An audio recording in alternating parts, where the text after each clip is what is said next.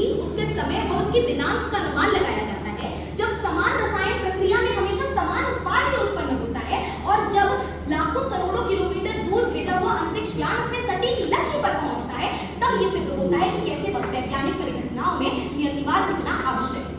आदरणीय निर्णायक मंडली को प्रणाम एवं सदन की गरिमा को मेरा सादर नमन।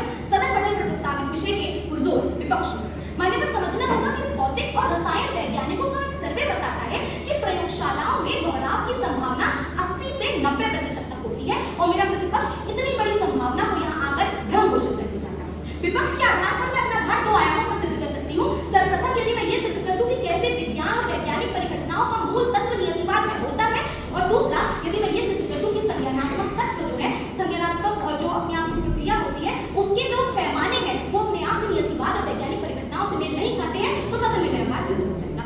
सर्वप्रथम आप समझेंगे कि विज्ञान होता क्या है। विज्ञान का अर्थ किसी चीजों को देखना नहीं होता। विज्ञान का अर्थ होता है किसी चीज के पीछे का कारण जानना, उसके नियम को ढालना और पूर्वानुमान की योग्यता को और ज्यादा बढ़ाना। अर्थात प्रतिपक्ष के आधार पर यदि देखें तो यदि संसार में हो रही हर चीज या अधिकतम चीजें अनिश्चित होती है, तो ऐसे में विज्ञान कोई नियम बना ही नहीं पाएगा और ऐसे में विज्ञान की पूरी पद्धति अपने आप में खंडित हो जाएगी। क्यों? क्योंकि नियम कब बनते हैं? जब हम संसार में किसी चीज का दोहराव देखते हैं, जब समाज में स्थिरता होती है, जब समान प्रक्रिया से समान परिणाम उत्पन्न होते हैं, तब कोई नियम बनता है। ऐसे में हम देखते हैं कि विज्ञान और वैज्ञानिक परिकल्पनाएं अपने आप में अवलोकन से लेकर नियम बनाने और उस नियम के आधार पर संसार में योग्यता बढ़ाने पर आधारित होती है। ऐसे में यदि हम अनिश्चितता घोषित करने लग जाएंगे और नियतिवाद को अपने आप में भ्रम घोषित करने लग जाएंगे, तो हम विज्ञान उसकी पूरी पद्धति को अपने आप में अस्वीकार करने लगेंगे। इसी की बात वैज्ञानिक पियर साइमन लैफ्रेस करते हैं, जब वो बताते हैं कि कैसे यदि आपके पास ज्ञान हो तो आप संसार में उपस्थित सभी अतीत और भविष्य का अनुमान लगा सकते हैं। ये किया जा सकता है। उदाहरण स्वरूप समझिए मान्यवर कि कैसे जब किसी बीमारी के लिए कोई औषधि बनाई जाती है तो उसमें कौन से तत्व डालने हैं, ये इस बात पर आधारित होता है कि ऐतिहासिक रूप से कौन से तत्व उस बीमारी के लिए आवश्यक साबित हुए हैं।